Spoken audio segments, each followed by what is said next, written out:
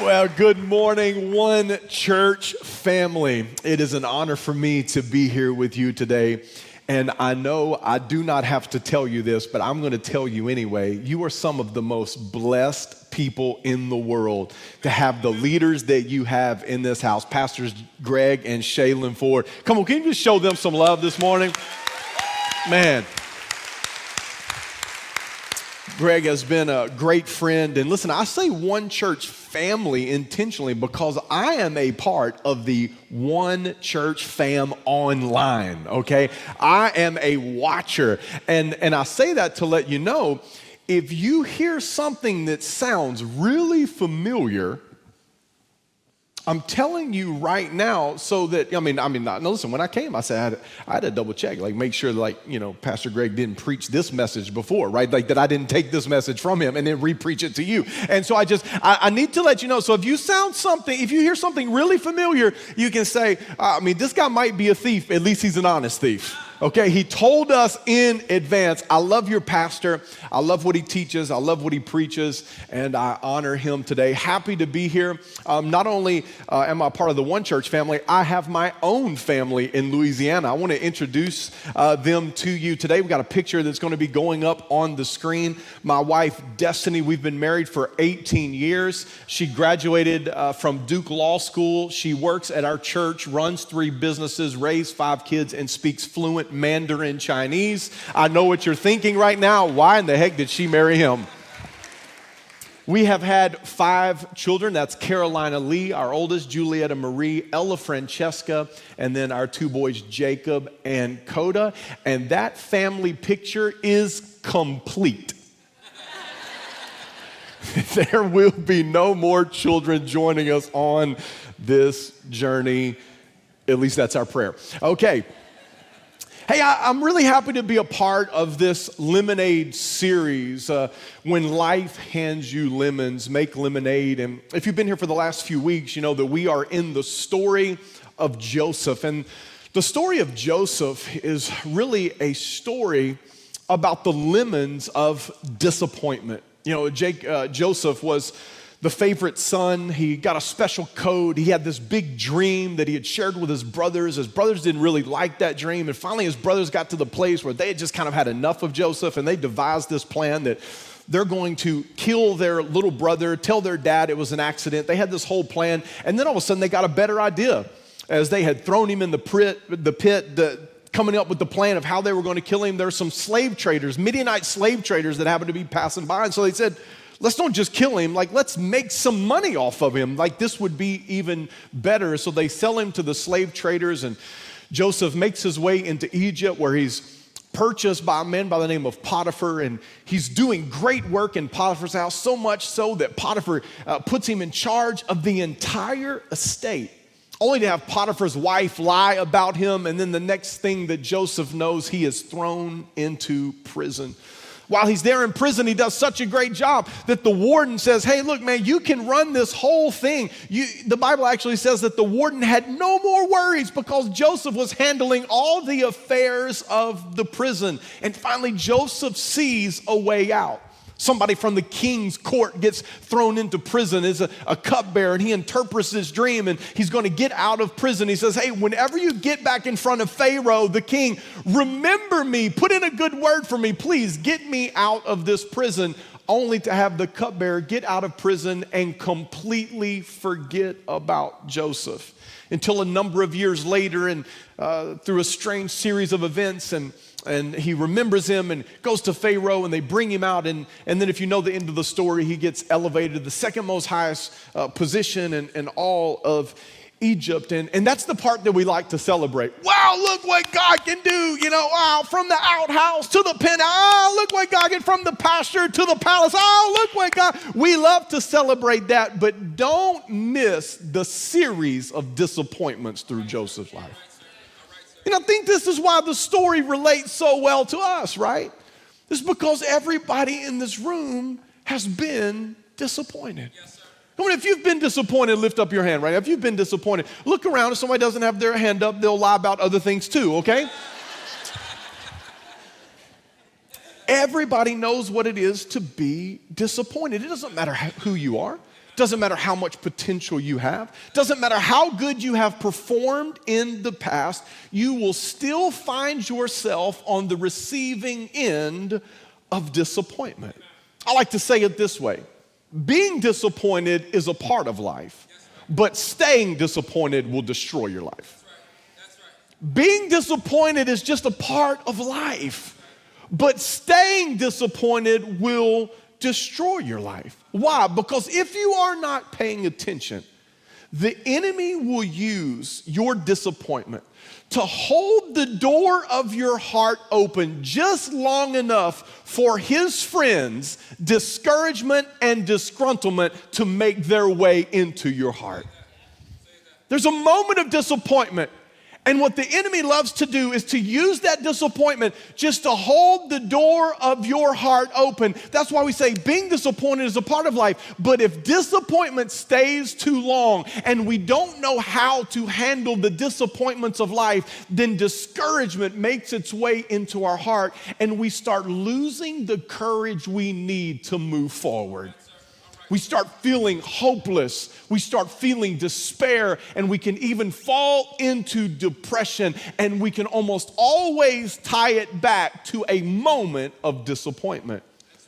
And if it's not discouragement, then it's disgruntlement.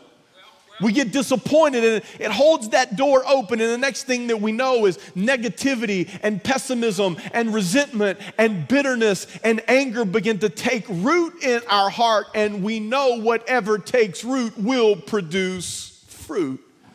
Friends, one church family, listen to me today. The enemy is never going to miss an opportunity to do his best to turn a temporary setback into a long-term drawback. Make no mistake about it. The enemy is going to do everything he can to turn your momentary disappointment into a permanent prison and trap. See, how does he do that? He does that through his specialty of lying. It's what he does. He lies. And so you have a moment of disappointment where you failed. And the enemy comes in and he starts lying to you about that. And it's not that you failed, it's that you are a failure. He takes your disappointment and he gives you an identity. He takes a moment of rejection and betrayal, and it was a moment of disappointment, but he begins to lie to you about that. And he says, you weren't just rejected, you were actually unwanted. It is a label that he puts on your life, an identity that he tries to give you. Why? Because he's not interested in a temporary setback. What he wants is the long-term drawback in your life. So this is what we need to know. How do we handle the lemons of disappointment that life hands us? We've already said that being disappointed, it's a part of life. Life is going to hand you a lemon. How do you handle the lemons that life hands you? Well, one thing is certain. We cannot take our cues from culture. We cannot take our cues from culture. And I believe this is what the Apostle Paul, a leader in the early church, was saying in Romans chapter 12, verse 2, when he says, do not conform to the pattern of this world. Now, if you've been in the church for a long time, you know that the church and the world, and there's the kingdom of light and the kingdom of darkness. That's not all that he's talking about here. What he's saying is that there is a pattern that exists within the human experience. There is a pattern that exists within the world, within our human nature, within our own fleshly desires that exist on this planet. And he says, you do not have to conform to that nature. You do not have to conform to that way of being. You don't have to conform to the way society does it. Because here's what society says. Society says whenever life gives you lemons, throw it at the person that gave it to you. And if you can't find the person that gave it to you, just throw it at the next available person to blame. And so we spend our lives throwing lemons, blaming people for what has happened to us in our lives. Society says, when life hands you lemons, it's okay to get sour like the situation. It's okay to get bitter. It's okay to put your pity party hat on and just have yourself a little pity party. Society says that's okay. Society would say, if life hands you lemons, why don't you carry those lemons around and complain about them as much as possible? Let everybody know about, well, this happened in the 3rd grade, my teacher did this, and in middle school, I got cut from the basketball team, and then this happened when my dad left my mom, and then this, and just go ahead and tell everybody, the reason I have this burden, the reason in life is because I've got this bowl full of lemons of disappointment, and let everybody know that it's not really you that's there, it's what all of these people did to you. That's what society says, but the Apostle Paul says, you don't have to conform to that pattern. You do not have to copy the behaviors and the customs of this world. And then he goes on and he says, but you can actually be transformed by the renewing of your mind. You can let God transform your life by changing the way that you think. You see, whenever life hands you the lemons of disappointment, church, you can handle it. But you're going to have to think different about it so that you can do something different with it. Now, I don't say that again. Yes, life is going to hand you lemons, yes, but you can handle it. Yes, but if you're going to handle it, you have to think different about it, yes, so that you can do something different with it. And see, and I believe this is what we learn in the story of Joseph. Because when we get to the end of Joseph's life, in Genesis chapter 50, we see this moment where now he's been reunited with his brothers. He's the second most powerful person of all of Egypt. He's taking care of the family. He's feeding them in the midst of the famine. And the brothers were scared that whenever dad dies, Joseph's going to take out revenge on us. He's only being nice because dad is still here. And whenever dad dies, we are doomed. And so dad passes away and the brothers are terrified. And then Joseph has this statement in Genesis 50, verse 20. This is what he tells his brothers. He says, you meant to harm me, but God turned your evil into good to save the lives of many people, which is being done. You meant to hurt me, but God took your evil and he turned it into good. You see, I don't believe that this was just Joseph's conclusion at the end of his story. I also believe that this was his resolution in the midst of the story. He didn't just get to the end, look over his shoulder and go, oh, wow, this is unbelievable. I believe that this was his resolve. This was his resolution in the midst of his adversity, in the midst of his challenge, in the midst of the disappointment. You say, Phillip, why do you believe that? Because we don't ever see Joseph in the scripture blaming or complaining. That's right. We never see him resentful and bitter and negative and pessimistic. We never see Joseph. Now, was the reality of his disappointment real? Absolutely. But we never see him allowing disappointment to stay long enough to turn into disgruntlement or discouragement. You say, how does that happen from a person that's betrayed by their own brothers? How does that happen from a person that's just lied on? How does that happen to a person that has been forgotten? How does that happen? I believe this. I believe that Joseph was thinking different about the lemons. Joseph was thinking different about the lemons, so he didn't have to do what society did. He didn't have to do what he had seen other people do. He said, I'm going to think different about my disappointment so I can do something different with my disappointment. And I'm understanding that what you meant to harm me, I've got a God who is so faithful and so good. He's going to find a way to work it out for my good, not just at the end looking back over his shoulder, but right now. And here's the awesome news. The awesome news is that every single one of us can have that same posture in our hearts. Why? Because we have a promise from God in the New Testament. The Apostle Paul writes in Romans 8:28, and Pastor Greg referenced it last week, and it says this, and we know that God causes everything, say everything, God causes everything to work together for the good of those who love God and are called according to his purpose for them. Now, it doesn't say that everything that happens to you is good.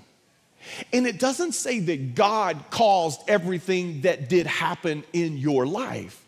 It just implies that God is so powerful and so sovereign and has so much providence that he can take all of the broken pieces of your life, and out of the brokenness of your life, he can put all of the pieces back together to create a masterpiece that will turn out for your good and for his purpose.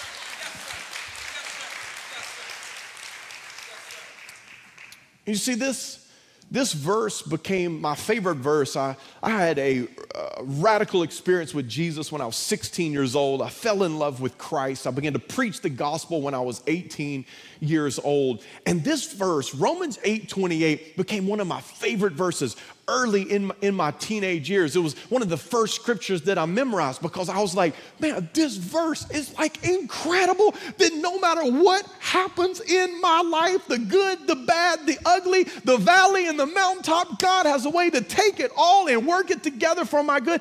I was just mind blown by the promise that God gave us in this verse. And you see, it was this verse that really helped me. Whenever life gave me my lemon of disappointment, because Pastor Greg referenced it, I had a pretty successful high school career, broke a few national passing records, signed with the University of North Carolina. My first year at the University of North Carolina, we were 11-1. We finished number 4 in the country. The program was on the rise, but what happens in college sports, when a program is on the rise, a bigger program always wants your head coach. And that's what happened. Our head coach, Mac Brown, left the University of North Carolina and went to the University of Texas, where he would go on and win a national championship there. But the problem was that the coach that came in after him did not want a quarterback like me. He wanted a more athletic quarterback, a quarterback that could run. And listen, friends, I can't run out of sight in a day. So I had a very honest conversation with this new head coach. I said, Coach, if I'm playing, you're losing. So I'm going to do you a favor, and I'm going to transfer. And I transferred to Louisiana Tech University. And there went my first dream of being a quarterback at the University of North Carolina. And now I'm at Louisiana Tech University. And my first year back at Louisiana Tech University, I ruptured a disc in my back and have back surgery. The doctor told me, you could be well in 3 months, you could be well in 3 years. We don't exactly know. It's going to be how fast your body heals. And I tried to come back that next spring practice. And I remember it like it was yesterday. I was throwing a deep comeback route on the outside at spring practice. And I really let the ball go, and I threw it. And man, I felt something just boom, pop in my back. And I went back down on the field. And as I was laying there, I just knew this will be the last time that I would ever have a helmet on. The last time I will ever be wearing shoulder pads. I just felt it, and I knew it, and that my career was going to end right then. So you have this promising career, these big hopes and these big dreams of what can be, and in just a moment, I'm laying there realizing that everything is going to go. And you see, in that moment, it was this verse that welled up in my heart. Now let's be honest, not while I'm laying out there on the field, because I'm hurting, okay? I'm not thinking about Romans 8:28. But in those days after, I start reflecting, and Romans 8:28 starts rising up on the inside of me. Because here's what Romans 8:28 can do for every believer. It can put us in the right posture, the right position and posture to be able to respond and move forward even in the face of disappointment. Now, I didn't just play sports. I came out and then I started coaching football. I coached at Evangel Christian Academy in Louisiana. I had the opportunity to win multiple state championships as an offensive coordinator and a head coach, coached all the way up until 2016. So a big part of my life wasn't just playing football, but coaching football. And so I am a coach. And actually somebody, whenever they came to our church, one of the first things they said to me is they said, man, this feels more like a locker room than a church. I said, that's the greatest compliment I've ever been given. And as a coach, we're always talking about being in the right stance. You got to start before the play even begins. You have to get in the right stance. Why? Because some adversity is going to be coming your way. Some challenges are going to be coming your way. There's going to be some tough things that you're about to have to deal with. And if you don't start in the right stance, you don't have a chance. You got to get in the right stance. And so what I call this in life is I call this the stance to advance. Because we have to advance in the midst of adversity. We have to advance in the midst of challenge. We've got to advance in the midst of our disappointment. Now, whenever we talk about stance, the thing that comes to my mind first, because I'm a player and a coach, I think of the athletic stance. I think of the athletic position. Drop your butt down, bend your knees, weight on the balls of your feet, chest up, head up, right? I mean, it doesn't matter. Baseball, basketball, football, it's all kind of the same stance. But I want to talk to you about a different stance today. There's another definition of that word, and this is what it means. It's a mental or emotional position adopted with respect to something. See, we all have a stance, and people would understand that. Like, you have a stance on issues, right? You have a stance. This is what it's talking about. You have a mental and emotional position adopted. Say adopted. You see, that's really the key word there in the definition. Adopted. Adopted means to choose to take as one's own. See, everybody in the room would understand, I cannot force you to adopt a child. You have to make that choice. You have to choose to take that child as your own. So what this definition means is that the mental and emotional position that we walked in with today is the one that you adopted. Now, if you've chosen to take it as your own, have people influenced it? Mom, dad, teachers, coaches, people in your life? Absolutely, they've influenced it. But listen, nobody can force that position on you. The mental and emotional position that you are living with today is the mental and emotional position that you have chosen. And some people don't think about this, but every single day when we get out of bed, we get out of bed in a stance. And that stance is going to determine how we play the day. So we get out of bed every day in a stance. You have a stance of what you think about your past, your present, and your future. You have an emotional and mental position about possibilities. What's possible in your job? What's possible in the city? You have a stance whenever it comes to your marriage or your parenting or other relationships in your life. You have a stance. We even have a stance about things like Monday. There's a mental and emotional position about Monday. We hate Monday.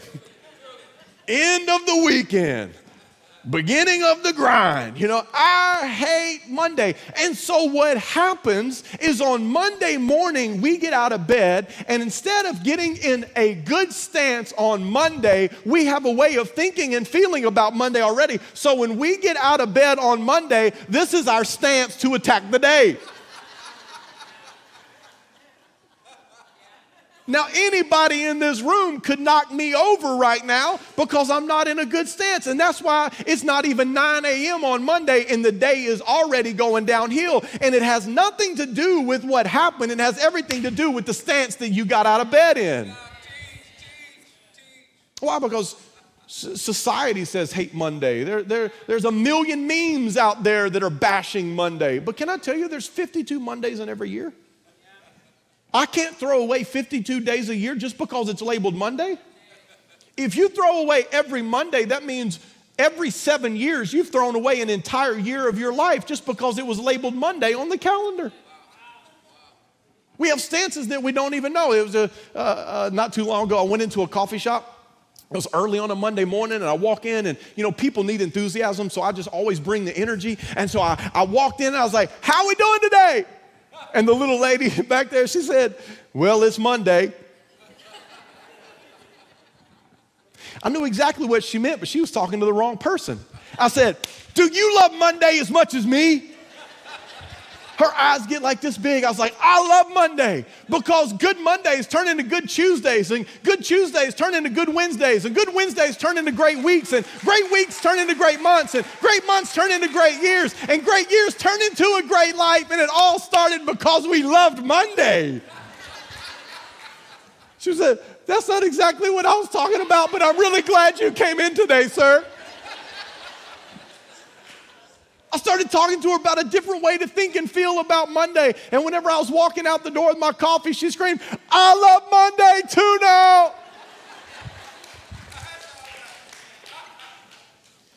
You see, that's a funny thing, but here's the reality.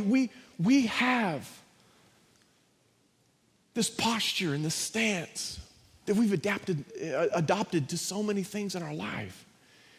And here's the good news, because you might be thinking right now, man, I don't have the right stance when it comes to this, and I don't have the right stance when it comes to disappointment. I don't have the right stance when it comes to pain. I don't have the right stance. I don't have the right stance when it comes to Monday. I don't have the right stance. Listen, this is the good news. If your stance was adopted, it can be adapted. If your stance was adopted, it can be adapted, which means every single person in this room can get in a better stance. And your stance is going to determine if you are going to be able to advance in the midst of disappointment and adversity. Now, whenever we look at Joseph, we see, wow, and this guy had to be in a stance, man, to go through everything that he went through. He had to be in a great stance to deal with all the things that he had to deal with. And the same way we would look at an athletic stance and we'd say there are two pillars, two foundations to that, being your legs. Let's look at this other stance, and let me give you two things that I see in Joseph's life that I think will really help us. Is it all right if I coach you just for a minute? Yes, sir. Come on, if you're in, say yes. Two things we see in Joseph's life that I believe will really help each and every one of us. We see excellence and we see resilience. Everywhere Joseph went, he was living with excellence. And yet he had this undying resilience. He had this relentlessness on the inside of him. Let's just break those things down just for a moment. What is excellence? What is excellence? Excellence is the state of excelling. The actual definition, it means to surpass or outdo. Now let's remember that God isn't asking us to surpass or outdo others. That would require us to compare and to judge, and we all know that doesn't lead us to a good place. Instead, God is asking us to surpass who we were yesterday and to outdo who we have been in the past. Booker T. Washington said this. He said that excellence is to do a common thing in an uncommon way. You see, there are things that we all do that are common. Marriage and parenting and work and church. These are all common things. But there is a way to do ordinary things in an extraordinary way. You say, how do you know that's true? Chick-fil-A.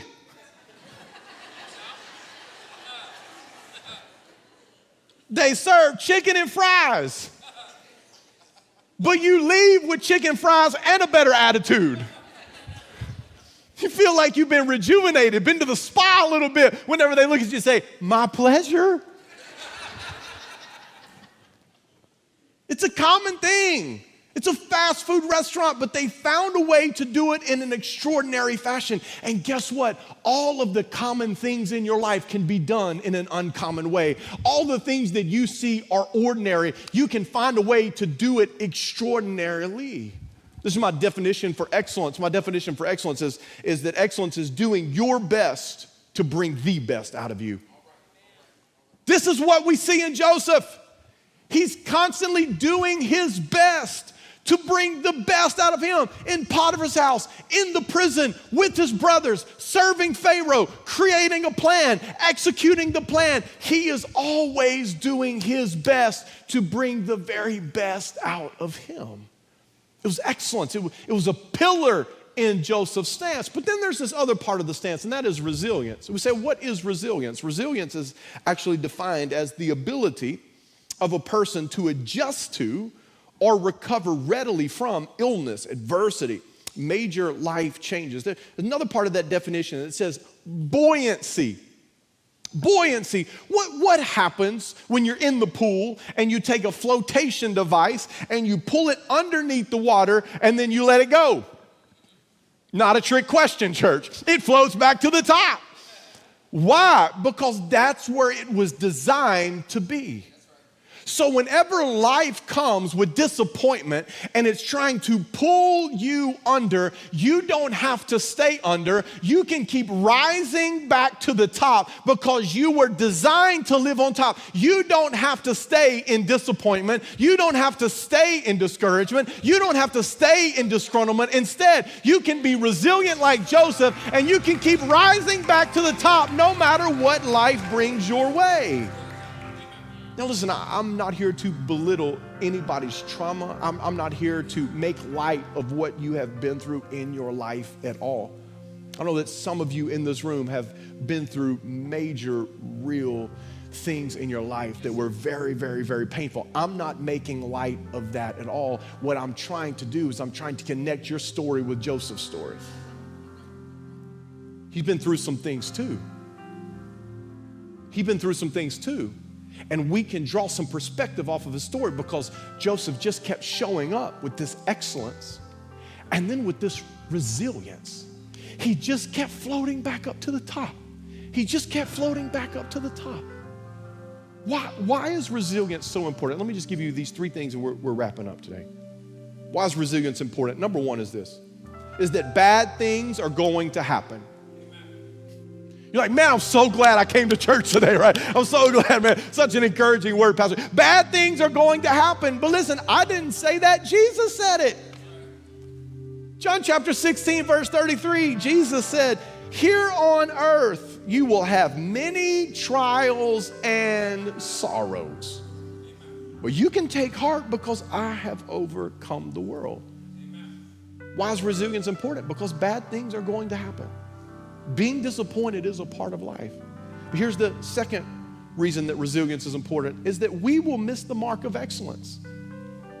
It's not that things are going to go bad and people are going to disappoint you and life is going to disappoint you. Come on, everybody in this room knows we'll disappoint ourselves. We will miss the mark of excellence. Look, and it says in Romans chapter 3, right? It says that for everyone has sinned and we fall short of God's glorious standard. I love the Amplified version because it says we all continually fall short.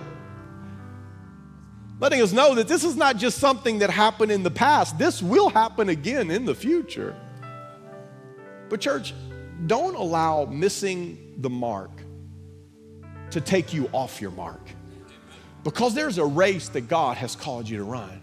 And you got to get in that stance and you got to get on your mark. Don't let missing the mark cause you to disqualify yourself and step out of the race, because we need you to run the race that God has marked out for you to run. So don't get out of the stance simply because you missed the mark of excellence. No, you got to stay in that stance. That's why resilience is so important. You got to stay in the stance. And here's the third reason why resilience is important, is that our response influences the outcome. Our response influences the outcome. There's a man by the name of Jack Canfield. You might not be familiar with Jack Canfield, but if you're over 40, you are very familiar with the book that he wrote, Chicken Soup for the Soul. If you're under 40, you've never heard of it. I mean, that was chicken soup for the military soul, firefighter soul, mama soul, granddaddy soul. I mean, he was like chicken soup. He was like Oprah. It's chicken soup for you and for you, and it's chicken soup for everybody.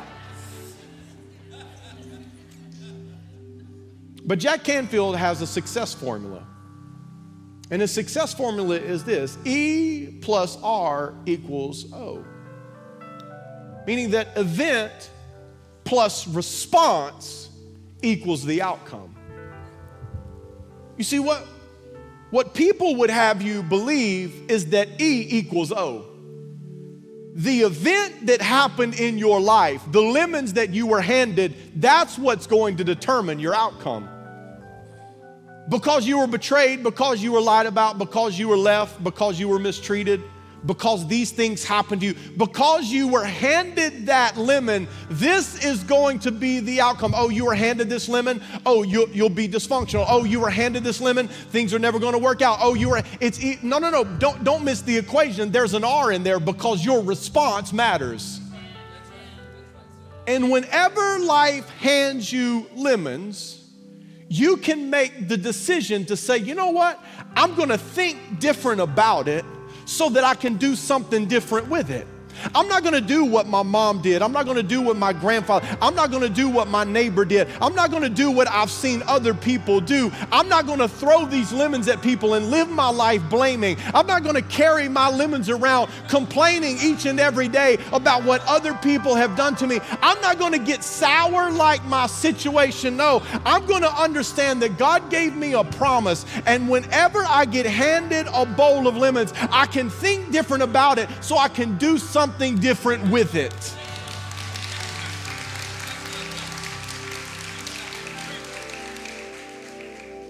So you don't get to choose your disappointment, but you do get to choose your response.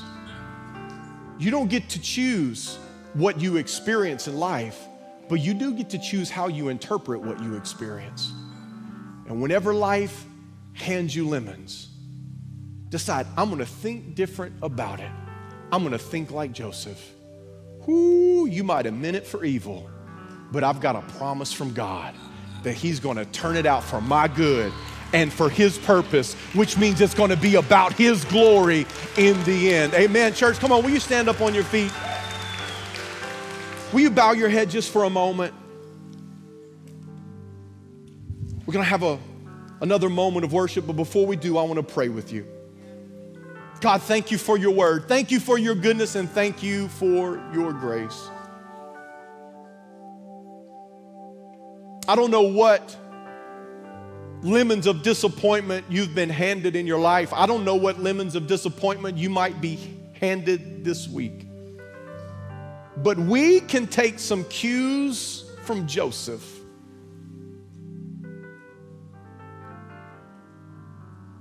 Not just the conclusion at the end of his story, but the resolution in the midst of his story.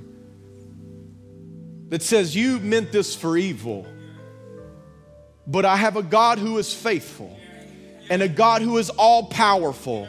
And I don't understand how he does it. I just know that he can. And he's going to work it all together for my good and for his purpose. You can think different about your lemons of disappointment so that you can do something different with those lemons. Father, I thank you right now, God, as I pray for one church. God, I thank you that they're going to take the lemons of disappointment and they're going to turn it into lemonade. And they're going to have a story like Joseph that says all of these things happened, but I didn't let the disappointment stay too long. I didn't let the discouragement take me down. I didn't let the disgruntlement take root in my heart and produce negative, bitter fruit in my heart. No, I gave those lemons back to God and said, God, I don't know how you're going to do it, but I trust you. I believe you. God, make lemonade in my life for your kingdom and for your glory. Come on, if you believe it, church, put your hands together. Thank God. Let's worship.